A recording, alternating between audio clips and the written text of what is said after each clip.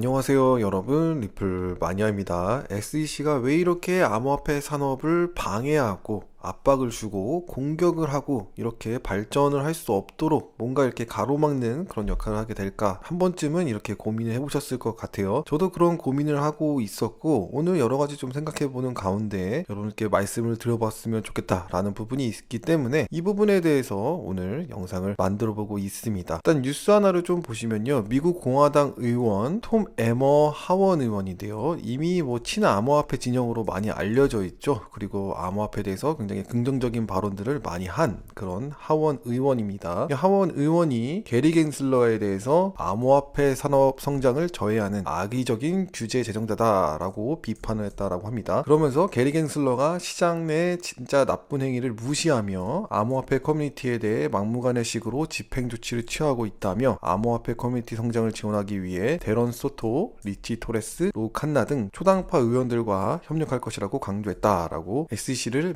비난하는 이야기를 했다라고 합니다. 근데 우리가 자세하게 봐야 할 것은요, SEC가 리플사를 소송한 직접적인 사람은 바로 도널드 트럼프가 대통령이 있었을 그 당시에 공화당 편이었던 제이 클레이튼이 SEC 의장이었습니다. 이 사람이 있을 때 리플사를 소송을 하게 된 것이죠. 그 리플 소송의 날짜를 잘 보시면요, 2020년 12월 22일입니다. 근데 제이 클레이튼이 SEC를 떠나게 된 것은 2020년 12월 23일이에요. 보세요. 소송은 22일에 이루어졌고 제이 클레이튼이 SEC를 나가게 된 것은 12월 23일이에요. 그러니까 소송을 하고 그냥 바로 나가게 된 거죠. 그리고 나서 이 SEC 의장 자리가 비어 있었고, 드디어 2021년 4월 15일이죠. 그러니까 거의 한 1년 만에 게리 겐슬러가 SEC 위원장으로 확정이 되어지게 된 겁니다. 그러니까 1년 동안 SEC 자리가 비어 있음에도 불구하고 SEC와 리플사와의 소송이 계속적으로 이루어지고 있었던 것이죠. 그러니까 지금 이 공화당 의원이 이런 말을 했다고 공화당의 대표적인 말이 될 수 없다라고 볼 수가 있죠. 결국 공화당이든 민주당이든 계속적으로 SEC를 통해서 뭔가 암호화폐 산업을 가로막는 그런 역할을 하고 있는 것 같습니다. 게리 갱슬러 같은 경우에도 과거에 XRP가 크립토라고 분명하게 이야기를 했었고, 크립토에 뭔가 분명한 미래의 발전 가능성을 보고 있으면서 긍정적인 사람으로 알고 있었습니다. 그러나 SEC 위원장으로 확정되는 순간부터 뭔가 계속적으로 삐그덕